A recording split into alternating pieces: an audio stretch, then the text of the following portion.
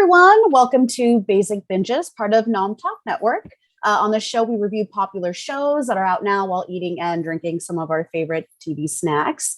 I'm your host, Whitney, and I was enjoying prior to this, I actually made a shepherd's pie. I was going to get really elaborate with it. I was going to do like kind of a dragon design, but I ran out of time. But that's for next time. And may I introduce our guests for the day? We have Mary Ann and Michael Lee. I'm excited to talk about House of the Dragon today. I'm going to take it over to Mary. What are you snacking or drinking? This evening, I am doing a whiskey sour with some really nice high-end coffee liqueur and chocolate bitters with a hit of a very spicy bitters. So it's like a really spicy chocolate. It's real good. That's amazing. That sounds so good. Oh my gosh. Michael?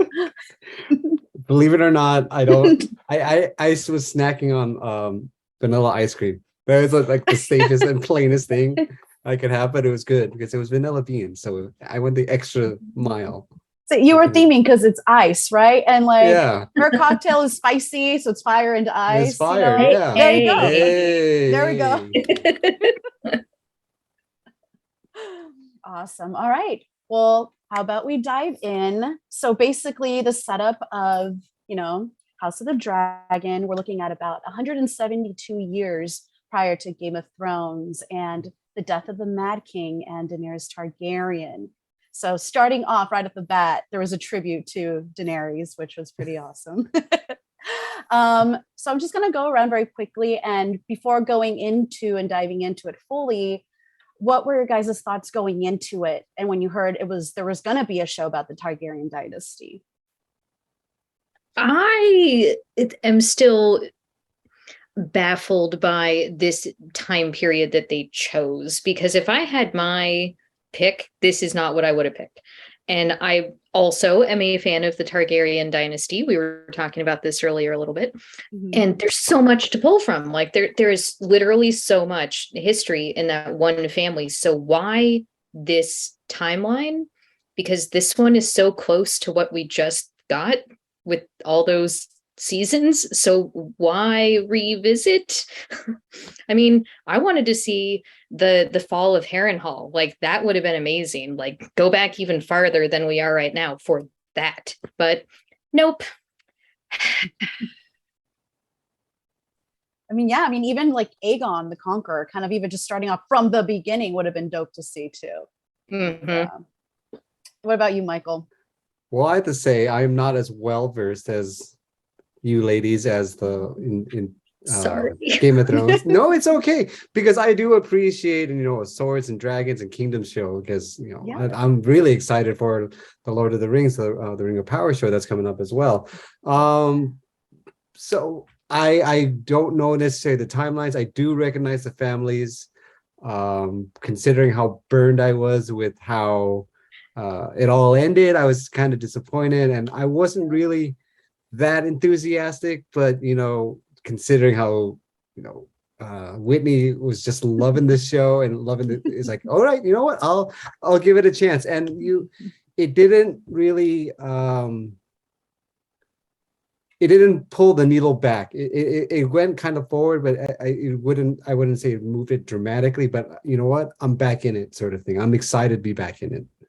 So I love seeing the whole line of succession, the debates between who, you got to have a son, and there's the daughter fighting with the, pitting the daughter with the cousin, sort of thing. I still have to remember the names. I have it all listed down right here, but I love it. I like that it's going back to its roots. I figure it can't go anywhere else.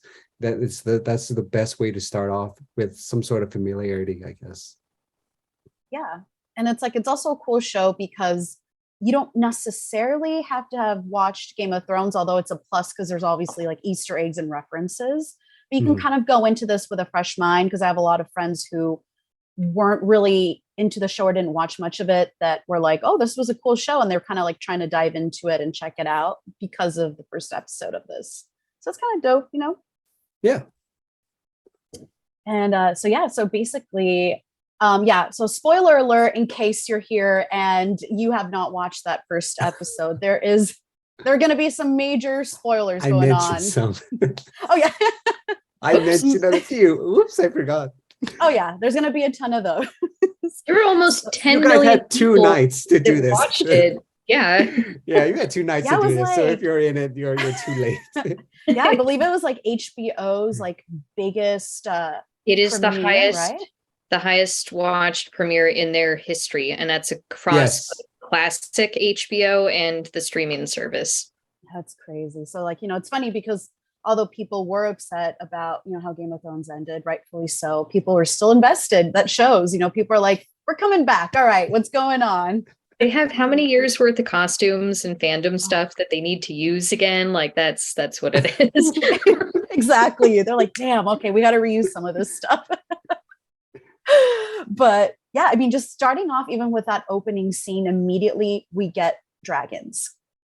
Like, there was no slow burn. It was just boom. All we get burn. Yeah, I like how they opened that tag too, how they cut off some of that tag and just like before Daenerys, I think that's what it was, right?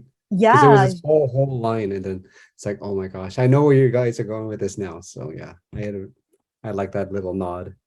yeah.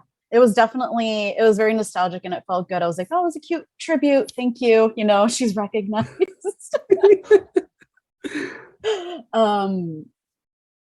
But yeah, let's just kind of dive in. So we're introduced to a lot of characters. We see the first dragon. I believe his name was it Cyrax or? I was thinking it was Cyrax. Right? Yeah. I'm like, Yeah. yeah, Cyrax, because it's Rhaenyra's dragon. So we're introduced to Rhaenyra, who already is like very charming, and she already, she seems very opinionated and, quirky. And so we're introduced to her character. And already we see how her father, Viserys, there's some conflict going on because he needs an heir. And his wife is about to give birth, and he's convinced. He's like, there's a boy in her belly, And so Rhaenyra definitely feels, she feels kind of left out because she's, her father has definitely put so much focus on an heir when she's clearly available there. But for the Targaryens, a queen has never sat on the Iron Throne, So what are our thoughts on Rhaenyra so far and Viserys and all that situation? I am hoping we get a little bit more distance between characters we've already met in this universe, just because they do kind of feel a little cookie cutter at this point. And that's me complaining because there's no reason they should be that way. So I'm assuming that was by design for this first episode, just to kind of bring in and make those Game of Thrones viewers feel a little bit more comfortable. Like, oh yeah, I recognize this person. I know these motivations. I get this. So I'm kind of hoping as we progress, and I'm willing to stay for a progression if it's good. So I'm kind of hoping that that's what happens, is that these characters who we just met, who do kind of seem pretty similar to people we've already met in this universe, will kind of grow, hopefully, ? Yeah, I definitely agree. What do you think, Michael? I kind of liked how we started off with Rhaenyra. Like you said, it was just showing her, getting familiar with the character, her attitudes and everything like that, how she's more destined for being on, riding on the backs of a dragon, basically. She's more in tune to that rather than sitting back on the side of her father or acting as queen. She's more destined for like the battlefield sort of a thing. So I like that. Yeah. And it's pretty cool to see because, we're seeing King's Landing and we're seeing it at the peak of Targaryen power. So it's been for about, I believe King Viserys has been king for about 9 years now. And prior to that, Jaehaerys Targaryen, he was on the throne for a while. There was like about 60 or 50 something years of peace because nobody was going to try to combat the Targaryens. They had dragons. So it was peaceful. It was a time of peace. So it was really cool to kind of enter this world where, we're used to seeing the Baratheons and the Lannisters in King's Landing. We're seeing Targaryens, we're seeing the banners and the dragons, just flying over King's Landing and people just going about their day like this is a normal occurrence, So basically, we're introduced to Daemon Targaryen, played by the wonderful Matt Smith, who I can understand it now. And he's just sitting instantly on the Iron Throne, which is already, that's kind of a power move. Like he's already kind of establishing. He's already taking claiming, yeah. Yeah. So he definitely thrives in the chaos. He definitely has his own. He has a mind of his own, and especially with the Watch, the Gold Cloaks. He goes rogue and is basically like, let them fear the color gold and let's just go off on a killing spree, Oh my God. So very, his introduction is definitely very bold. What are we thinking about him and his ambitions? I just want to say that I love seeing the Iron Throne a little bit more like what it's supposed to look like. Like we know that the Baratheons redid the throne room. Like we know that. Yeah. But I guess it didn't really register that they had also redone the throne, because in early concept art, the throne was supposed to be really tall and on a dais just filled with swords. There's supposed to be so many swords. Yeah. And so that was like my first, okay, good, yay, I'm excited now. Look at all those swords. I like seeing Matt Smith in a different role. He likes to challenge himself, and this is definitely different than we've seen him previously. I'm very curious to see just how much tension there's going to be between him and the rest of the family going forward, because I mean we already saw a lot of it, so where else is it going to go? Yeah, exactly. No, I agree. That was perfectly said, because he's really pushing people's buttons, and he's really itching to get into that throne, and he'll do anything to get there. Yeah, exactly. Like he's kind of acting like he wanted to be more so the hand of the king, but we all know it's kind of obvious that he's kind of wanting more power, and even with, I mean, he seems like a complex character, because even when he's, in the brothel and everyone's celebrating, he's a little quiet after certain events occur, so like you can tell there's something going on in his mind, and there might be some kind of conflict within himself. But he made that toast, he definitely that toast, yes. Air for a day. So he said those words, yeah. Oof. Well, he didn't deny that he said the word. Right. Yeah, I respect that. That's true too. You got to respect the guy who's honest. And I mean, they go through, there's a scene later on where they talk about all of the jobs that he's had, all of the things that they've tried to give him just to kind of rein him in. And it's one of those, is it that he wants power? Yeah, probably. Or is it that he just hasn't found that thing yet, and suddenly he's in charge of a small army, and it's like, oh, hey, yeah, I like this.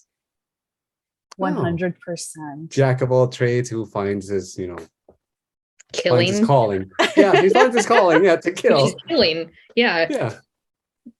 I mean, it was really cool to see the beginning of the Gold Cloaks, though. That was neat. And I don't know if I'm a terrible parent or not. My 16-year-old has been watching through Game of Thrones for the first time in the weeks leading up to House of the Dragon. And so he watched the premiere with me. He's not yet through the original series yet, and was just like, oh, wait, are those the Gold Cloaks? This is when they That's so dope. Yeah. Yeah. We liked that part. That is really cool to see. Yeah. It's a great experience, kind of, watching it with him and seeing, his reactions and everything like that. So I just got a friend of mine to start binging Game of Thrones. So I was super excited to kind of revisit, the first season. And I'm like, oh boy, you're in for a ride, Some of it totally holds up. Some of it holds up. Oh yeah. But I was one of those people that was writing reviews that started with, well, in the books. So I was the person that people would come to and be like, okay, so how different was this? Like, did this happen? Did it happen like this? And my son is aware of this in watching the show. And he's like, is that what happened? No. You're like, no. Yeah, because I believe they stopped consulting with Martin pretty early on, no? Like, Yeah. because I know he's really in this one, he's really invested. They're like, Yeah. he's really involved in this one for sure. Yes. So I'm he like, is. okay. And you can definitely tell. Yeah, I overheard or I read that he was happy that there's like a more diverse creative cast or creative crew. So Yes. yeah, he seems to be more Yes. involved now. So. Yeah. Yeah. The And less we talk about those old showrunners, the better. Yes. Remember when they were going to direct a Star Wars thing, and then we all saw the final season, and like 2 weeks later they got kicked off the project? That was the greatest day ever. That's amazing. I was so amazing. And then they had that other project that shall not be named. Oh yeah, that was HBO, like that was an okay one to cancel. Thank you for canceling that one. 100%. I like the new showrunners though. Again, the more diversity in the main cast, more diversity behind the camera. Like, this is what we should be doing. There's no reason for it not to be that way. Exactly. And then speaking of diversity, we're introduced into 2 different families in this show. You know, yeah, we're introduced to, I believe they're the Valerians and the Hightowers. So the Valerians are seafarers that are actually, they're in a close alliance with the Targaryens. And we've got, what's his name? Corlys? I had to look it up. Yeah, there's so many names. I believe his name, yeah. But yeah, so he actually is the richest man in Westeros. And he is a seafarer and very close to the Targaryen family. And they're actually from Old Valyria, I believe, as well, which is the ancestral location of the Targaryens. Corlys, yes. Yes. And then we've got the Hightowers, which are, I believe, the oldest family of Westeros and also very rich. We've got Otto Hightower, who is the hand of the king. And we're introduced to his daughter, Alicent Hightower, which, you know, like I haven't seen any more. Have you guys seen more than the first episode? No. Okay, No. Cool. Yeah, so I'm curious because I have read the book, so I'm curious to see what's going to come through, you know, and I'm nervous. Mm-hmm. Mm-hmm. But going in, what are we thinking so far of the different families that have been introduced and Otto and Alicent and her relationship with the Targaryens? It's going to be interesting. I agree, to see what's going to happen next. I also know that we're going to be getting a spin-off series about the sea snake. So that's really so there are 4 other spin-off series currently in development right now, and that's one of them. And so I've been really excited to see him introduced. That's going to be amazing. Like, okay, what is he good? Is he what is he like? And so I'm very excited about that and to see more of him in this show. Because I mean, obviously we just got like a very small snippet, so there's no telling where he's going to go from here. Yeah. So that's exciting. And the Hightowers, we've heard mentioned a couple times in the original series and books. So getting to kind of learn more about that family by watching them, that'll be fun, I think. Yeah. Yes. Let's say yes. He's like, yes. Yeah, I mean, it's so already just in this first episode, characters have kind of surprised me because, I mean, even the sea snake, he's in support of Daemon, you know, and that's that, you know, and then Otto and Daemon are definitely at odds. You know, there's definitely a lot of animosity there. And Otto, I respected him up until he tried to pimp out his daughter, you know, like, yikes. I mean, we've seen that happen a lot too, so it's not like that's unknown. But yeah, that was a little. That's true. Little uncomfortable. It's like she is his daughter's best friend / roommate. So maybe this is not the best idea. Yeah, exactly. And if you've read the books, we kind of know what happens, and yikes. So yeah, I don't know if I want to spoil that for anyone, but I don't know if they're going to go through with it in the show, but it kind of seems like they are going that direction. Oh, they will. Come right? on. Yeah. Oh yeah. It wouldn't be a Game of Thrones without something like that. Well, there were some things they avoided in the original, but I see no reason why they wouldn't do that. Okay. Yeah.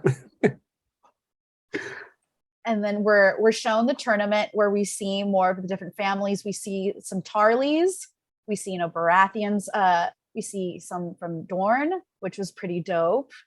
And then of course they don't shy away from any of the gore instantly. It was like, cool, all right, let's see some intestines. And we are introduced skull to... rippings. Yes. Yeah. Let's be honest. The most realistic thing to ever happen in a Game of Thrones episode is that Squire who is throwing up after he sees what just happened. Because it's like, yeah.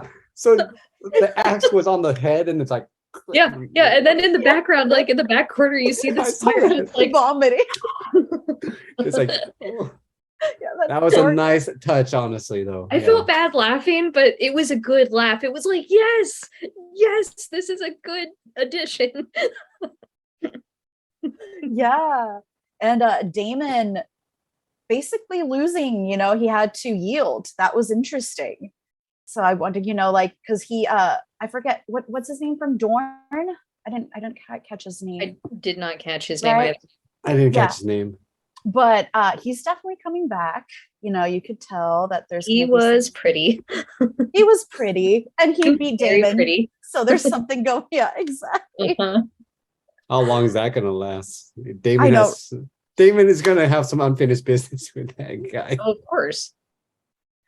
Very much like, there was parallels even like, do you remember like with the Viper getting kind of cocky when he was just kind of turning around when he was fighting with the mountain, and Damon kind of did the same thing where he was like, just cool, I won. He was monologuing.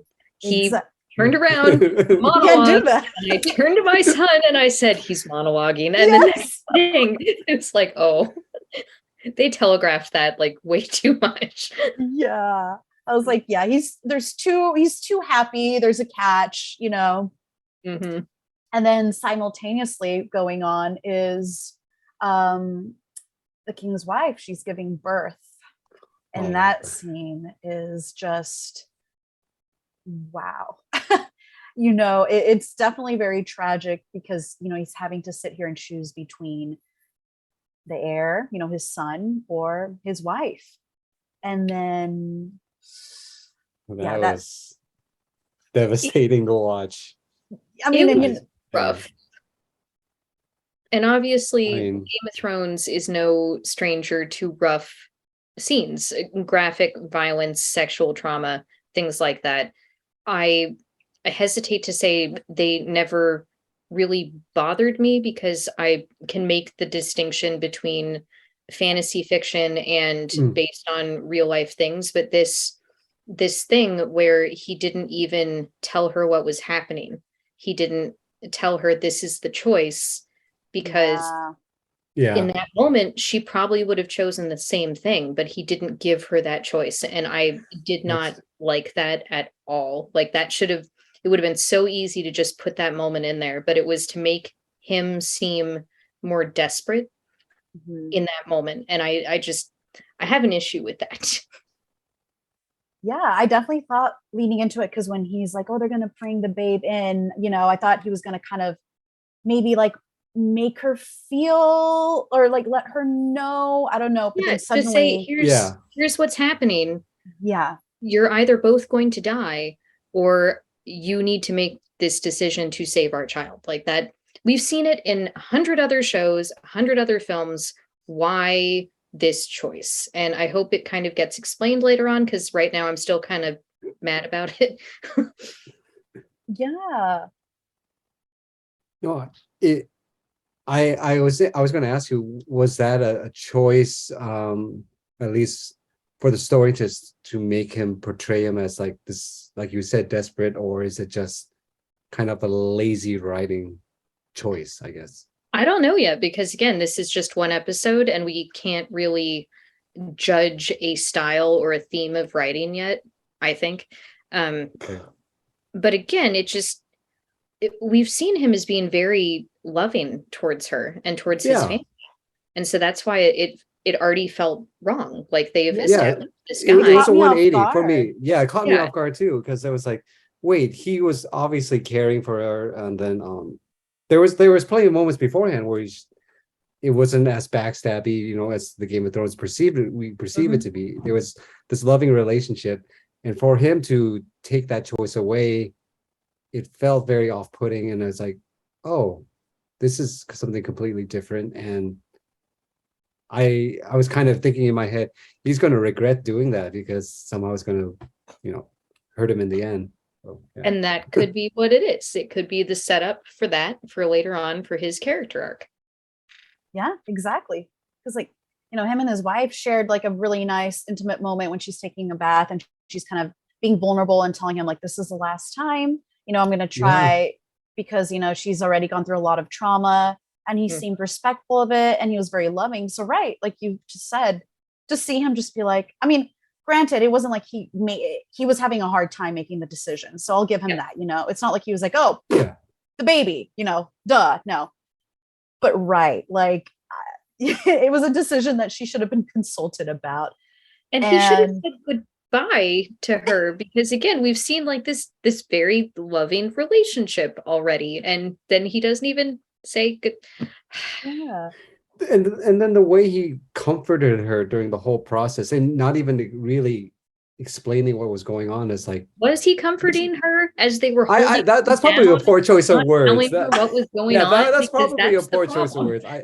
She's just like deceptively, you know, consoling her or something. Yeah, I don't know how else to put it. I don't know if there's another word for that kind of thing, but yeah, he wasn't being fully honest with her, being very shady about it, and it's just, yeah, it wasn't like him. It's pretty sad, because literally instantly right after we see, you know, she's on the pyre, and then we see the baby, and then it's like, what, literally no one survived, you know, they both passed. So you know, yikes. And then, you know, that is the scene where we hear our first Dracarys, which I was pretty stoked about. But we see Damon's character kind of also be vulnerable and just kind of trying to guide Rhaenyra into you know, kind of helping her father out. So I was kind of that's why it makes me interested in his character, because he seems complex. Like he seems loyal to his family, to certain members of the family. Yeah, exactly. Like I think he's loyal to her. He likes her a lot, and yeah, it's that weird, are they gonna go Lannister, or are they just like Targaryen? So you know, on the same page here. Yeah. I had family members who would bring me presents when they would travel, and it wasn't weird, and so it's just like, no. The Dark Sister, yes. Right? The Dark Sister? Yes. Mm-hmm. Yeah. So just bringing it back to Rhaenyra and her character development, because I know there's going to be a time jump, obviously, because we're going to be seeing different actors coming in and portraying Alicent and her. But just her, I'm interested to see how long they'll keep her, to see her in this age and the character development she has now. And basically, especially like towards the scene just kind of gives me the chills when they're in front of Valerian and they're in front of the skull, and Viserys is basically telling her, look, like, I'm sorry that this whole time I wanted a son, I was so focused on an heir, when I've had a daughter here more than capable the entire time. You know, so like she's hearing this for the first time. This must be like, whoa, like she's obviously in shock. And then the moment when he's explaining about Aegon, how it wasn't necessarily about conquering, it was about his vision, you know, about the world of man ending and winter coming. Oh my God. When and then they mention those words, it's like, They said the thing. They said the Yep. thing. Like Leonardo. We all had that moment, I think. Like everybody Leonardo across DiCaprio, yeah. watching it had that moment of just like, but the thing, they said the thing. He called it a song of ice and fire. I was like, oh my God. Basically, having a Targaryen on the throne. And I was like, yeah, she was there for a bit, but not She was on the officially. For like 5 minutes. And if you count John, he's half. Yeah. So there's two of them. They didn't specify how much Targaryen. Exactly. So yeah, what are our thoughts on this? Basically, this information that we've been exposed to, that the Targaryens have known about this vision basically the whole time. Well, some of them knew about it, right? Obviously, and who knows what Master Aemon of the Night's Watch knew before he forgot, because he tells John and Sam a lot of things, and he probably knew about that too, and it just was not ever divulged when it could be of use. So it's like one of those things where if you don't keep telling the story, it's going to get forgotten. Right. Passing down the knowledge, the history, things like that. And so who knows where that chain was broken. I didn't think about that. That's a really good way to look at that story. Yeah. I mean, maybe we see where it's broken. Like maybe by the end maybe this is this maybe it ends with her, you know. Mm-hmm. And even someone pointed out that even her accent when she says Dracarys is slightly different than Daenerys's, and they were saying basically because she's closer to the time when like High Valyrian was used more frequently, which I thought was I thought that was pretty interesting. I'm like, okay, and we get we get High Valyrian, we get that conversation with Daemon and her, which is pretty cool to see that that's just used regularly. But also, Daenerys lived in another part of the world for most of her life. Like, so her accent would, of course, be different, no matter how often she spoke it or not, because that's just what she would have grown up hearing. Yeah, because she grew up. Yeah. Sorry, I'm watching your cat again. Oh, I know. I saw your cat sorry, like she's all of a sudden rise up, and I'm like, oh, she's my little calico. She's just kind of hanging out in the back. I believe you have a dog, Michael, right? Yeah, I do have a dog. I could bring him, but he's away right now. He's probably sleeping.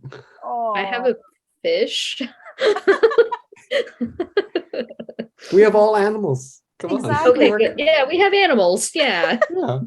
We're covering our bases. What I thought would have been dope to see, going back to speaking about like timelines and such, would have been like seeing old Valyria and seeing that aspect of it, and seeing them talk about, because there was like Dany the Dreamer, they called her, and she was the one that actually had a vision about the Doom of Valyria. The Doom of Valyria was basically when Valyria basically caught, it was like dragons went rogue, it was a whole thing, but it succumbed to fire and dragons. But the Targaryens, they were one of the families in Old Valyria, and they saw this vision, so they fled to Dragonstone, so they were saved. So it'd be kind of cool to see that part of, like the Targaryens, kind of like the beginning of them with Aegon and everyone fleeing. Mm-hmm. Well, one of the other spin-offs in the works is Queen Nymeria. So, yeah. I'm so excited. So her and her ships going to Dorne, and her burning her ships to show that they are never going back, and that whole thing. That's on the list too. Ooh. That makes sense why it was referenced when, she's with Alicent going over her lesson. Yep. Well, she's one of there's 3 very strong women in the history of all of this world that people always talk about, and she's one of them. So that made sense. Yeah. Arya named her direwolf after her. So. So this is a maritime thing? You said ships, so it's like. Well, that's the thing, is that she had ships. She was a warrior queen who set off across the ocean and came to Dorne and fell in love with the prince there. Mm-hmm. And so it's unclear how much we would get of like her travels or anything, but it would be awesome.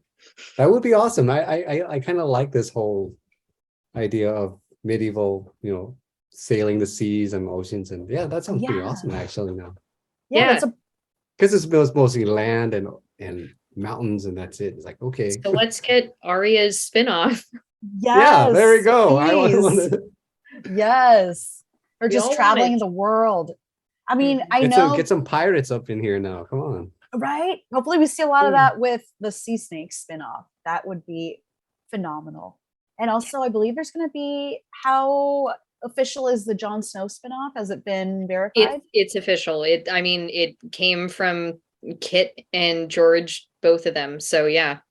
So we might see Arya in there. I mean, I feel like because it is post Game of Thrones, at this point, because it's him beyond the wall and living out. So with the wildlings, I feel like we'll definitely revisit, and it'll be interesting to see the future and see how King's Landing is holding up if they do show it, which I feel they would have to, Mhm. and seeing Arya and seeing, Sansa. It's the new Valyria. Yeah, 'Cause exactly. it's gone through dragon fire and war and collapse and very post-apocalyptic and Exactly. Yeah, I'm definitely interested in that. And then someone made an interesting point too, timeline wise, with Melisandre, the red woman, Mhm. because she was like 200 something years old. So she would technically be alive right now for House of the Dragon, but she'd be either very young, or I don't know her age, but it would be interesting if she kind of popped up as a cameo somehow, Mhm. that would be kind of interesting to see. Do we have any cool theories going on with where this may lead? I don't yet, I say. I'll probably need another episode or two to get the feel of where I think they're going. Same. I probably need to rewatch some like quick abridged versions of Game of Thrones just to myself again. It's like, oh, okay, that's the character. I remember her and I remember her, but I remember who you're talking about too. So that's the kind of the witch who was foretold, who healed Jon Snow, right? Yeah. Yeah. Yeah. Okay. So there we go. So There you go. Yeah. But yeah, so it'll be interesting to see what direction or her trajectory is in this show.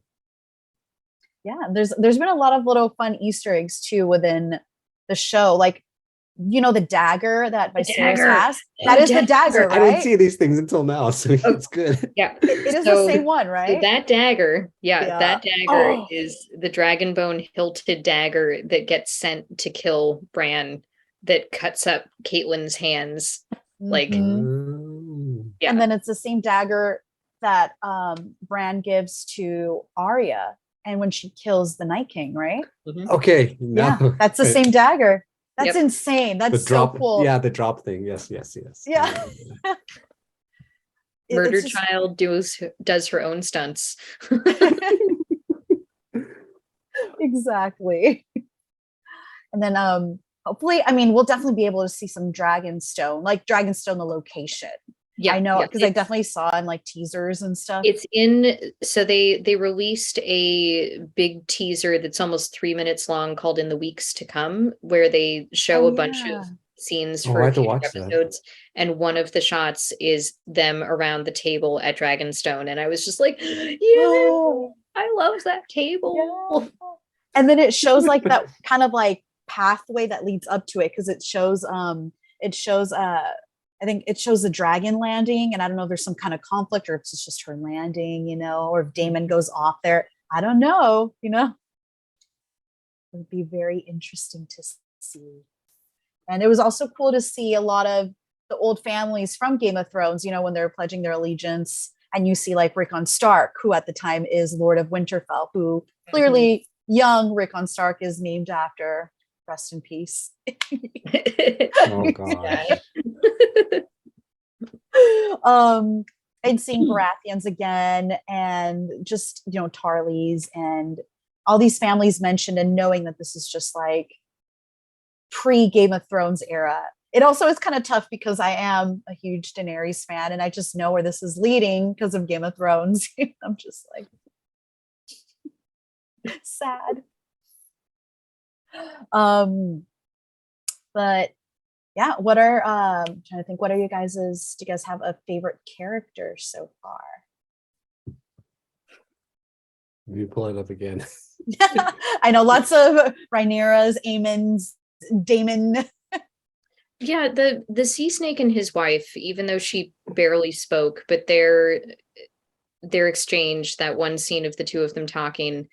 One of the other shows I've been rewatching is The Crown, because it's really good writing and performances, and it reminds me so much of some of those scenes between the Queen and Philip, where it's just like, yep, they know what they're about.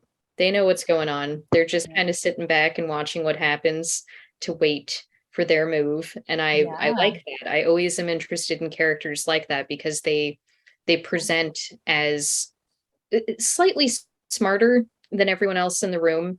And I always end up really enjoying those kind of journeys. Yeah, Rhaenys Targaryen, she is awesome. She should have been queen. Yeah.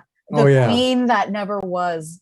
That's what she was dubbed, you know. That's rough, but she definitely, you know, she's a dragon rider. She knows what's up. And like you said, she definitely, her and her husband, the sea snake, what a power couple, by the way, you know. Right? They are the power couple. Like there's something going on, and she's, you know, even when they're at the tournament and they're just kind of like talking, like there's more to that, and I'm curious as to where that's going to lead. Agree.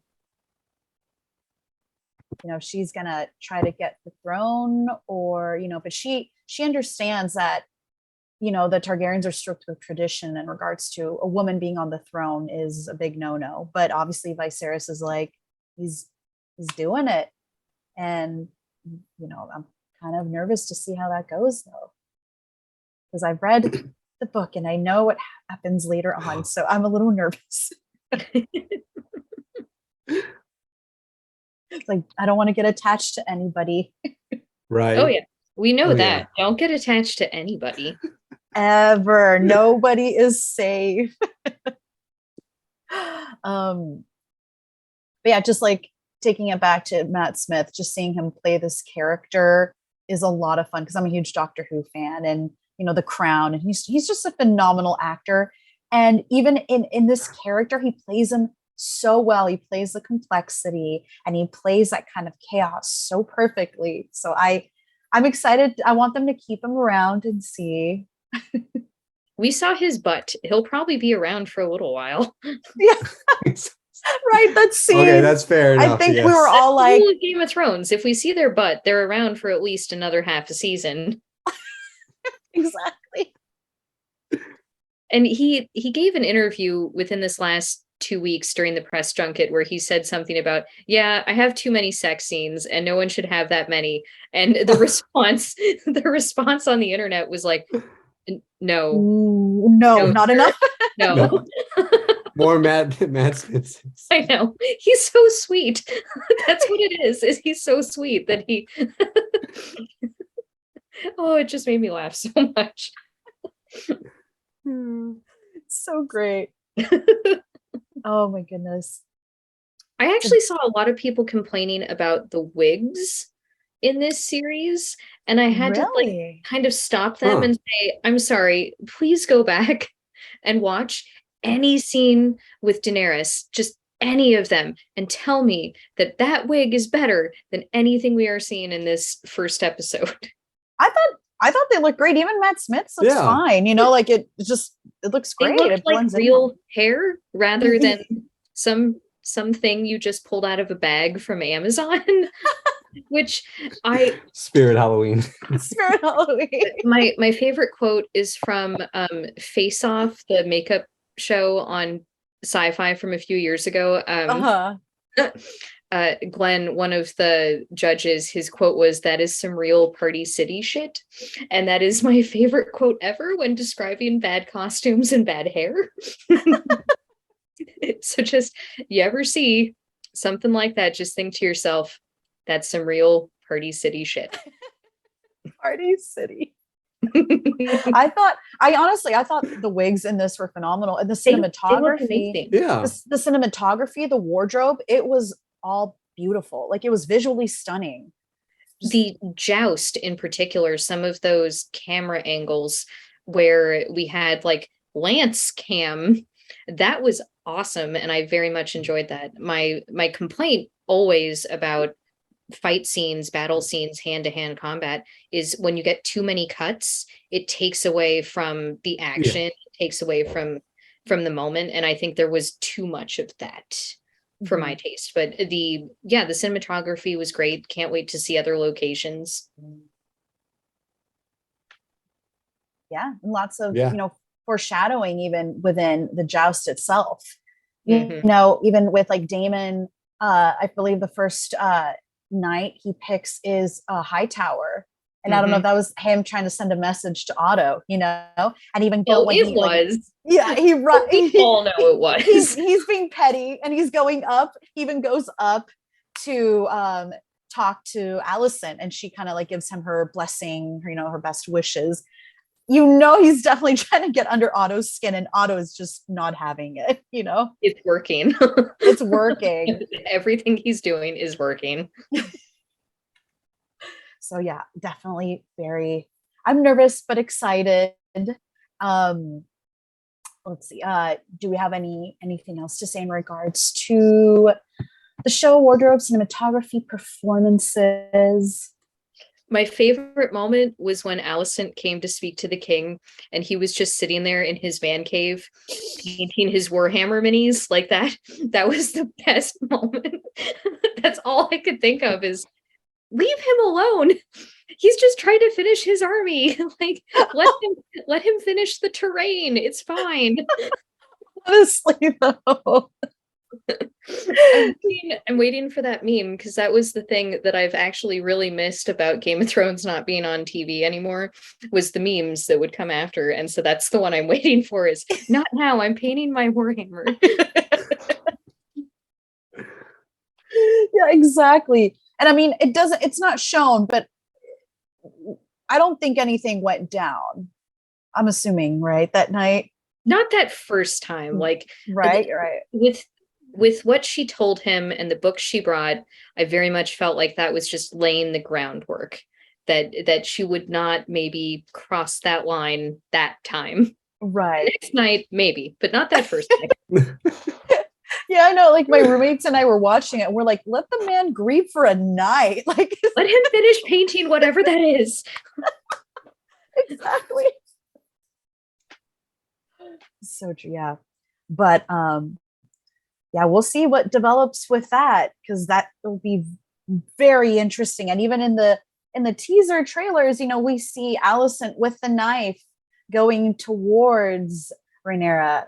What could that be about? You know, because they're best friends and they're very close, and they were roommates. Yeah, I'm sensing a little more, right? The whole scene with them under the tree. Okay, right. I was expecting. That's where they ripped the book, right? They were sharing the books and everything like that, right? Mm-hmm. Yep. So like, yeah, there's a little bit more. I even got a sense of that. Yeah. I even got a sense of their playfulness when we first introduced them.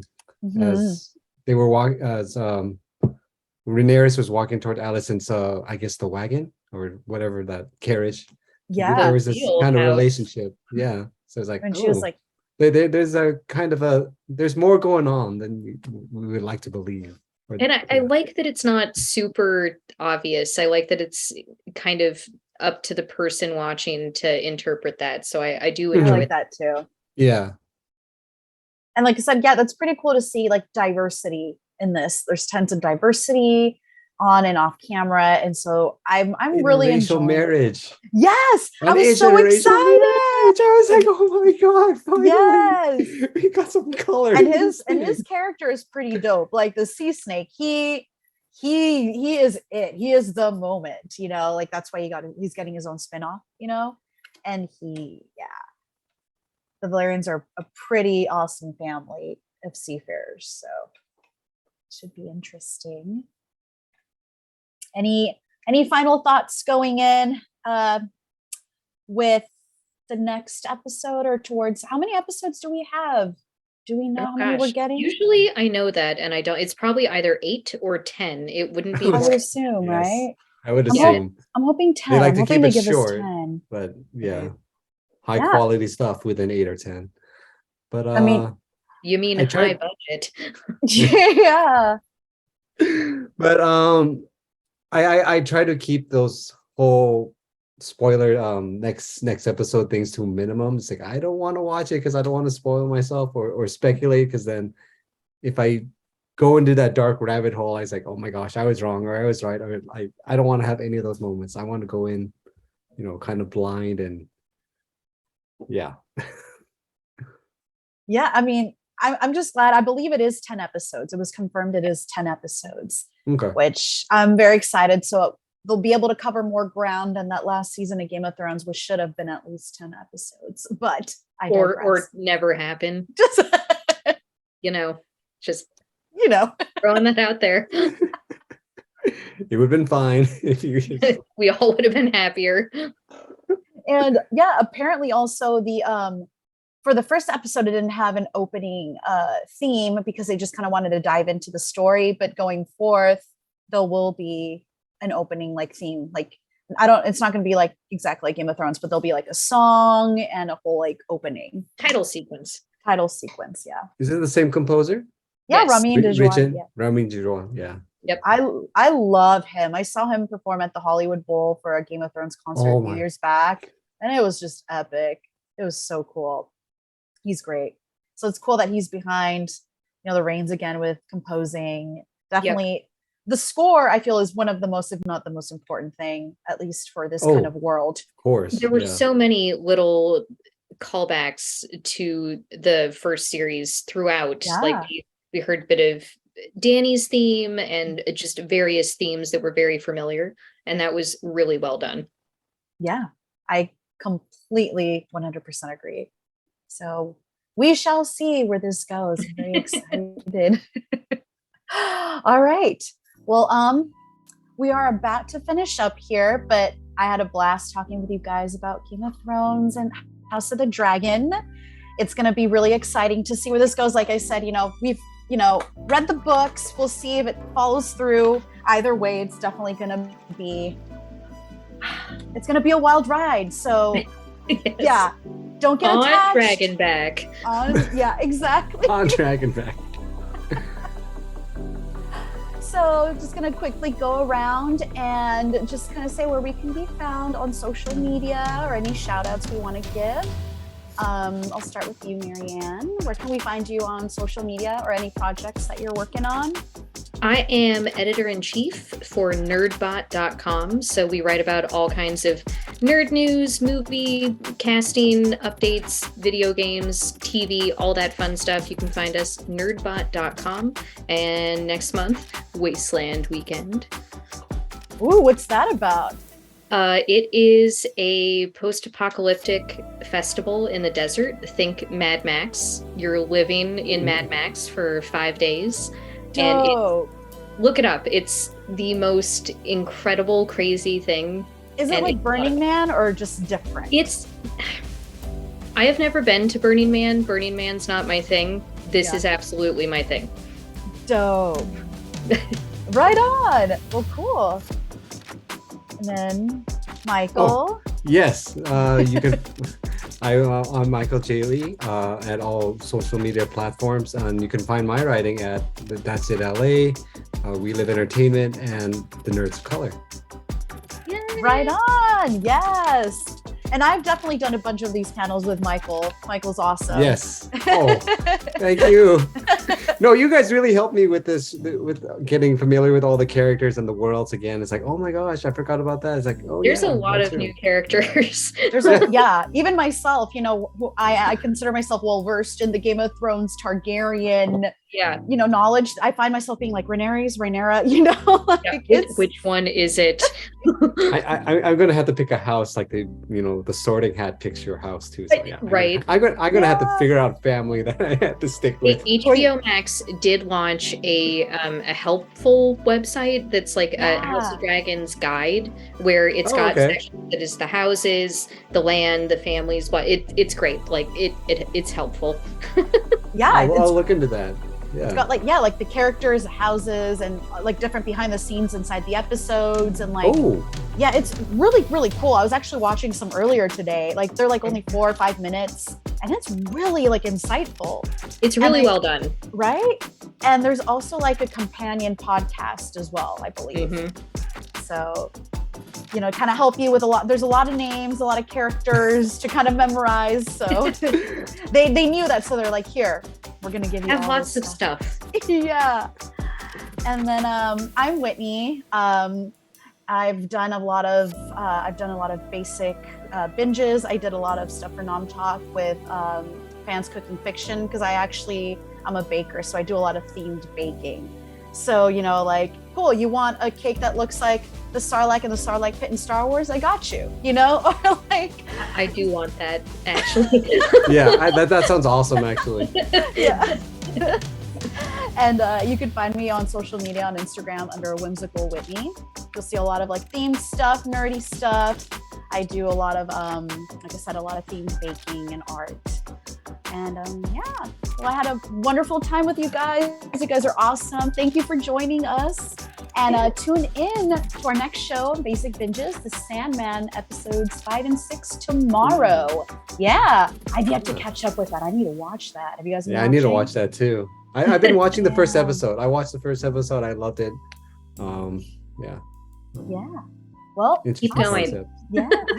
No, interesting concepts and everything about dreams and how he travels and how they want to capture death, I guess, the essence of death or the character of death. So I'm very interested in this, and I have known nothing about the comics itself, but yeah, it seems like a lot of fun. Yeah, it looks really dope. I'm right there with you. We're gonna watch it. Yes. Awesome. Good. Well, thank you guys, and until then, I'm your host Whitney, and I hope you guys have a nomorific day.